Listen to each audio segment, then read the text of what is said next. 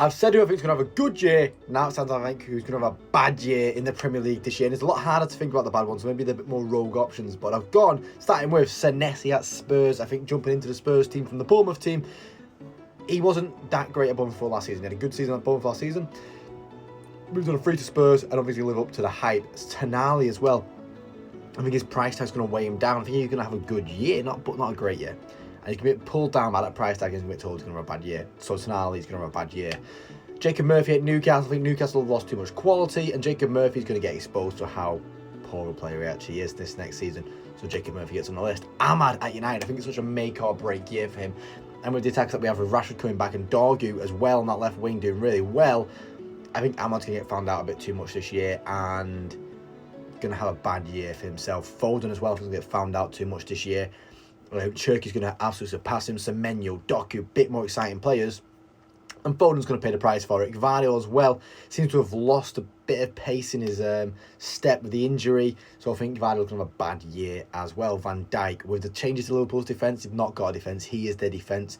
He's going to get found out. Is Van Dijk the aura defending? Is not going to work this year. I think Harry Wilson at Leeds is going to have a bad year, considering last year had a great year for Fulham, moving on a free to Leeds. A lot of hype around that transfer. I think it's not going to work. McBurney at Hull. People could not go, McBurney's going to be, he's going Temple. No, McBurney's going to have a horrible year for Hull. He's been relegated every time he's been to the Premier League. Back up and straight back down. That's what's going to happen to McBurney here. And then Harrington. I feel bad for Harrington. He's an 18-year-old. And a lot of Hull fans have been like, oh, he's really good, really good, really good at World Cup. No, he's 18 years old. You can't rely on an 18-year-old in your defence in the Premier League. That's not how it works, people. Adam Wharton. I think Crystal Palace have lost too much quality as well. And Adam Wharton is going to get found out. If he stays at Palace, if he goes to City, he's absolutely fine.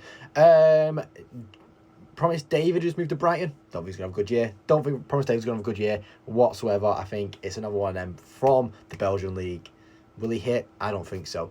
Thiago from Brentford, we saw he got found out at the World Cup. He got found out big time at the World Cup. And I think coming in to the Premier League, he'll try and start and he'll just be fumbling. He'll be fumbling and then Callum Wilson will take over in his stead. And then finally, the last player I want to talk about is Ben White at Arsenal. He's going to have a terrible year. He's going to get found out way too much on that right side compared to what Timber is like. Arsenal fans are going to be like, oh, get this guy out.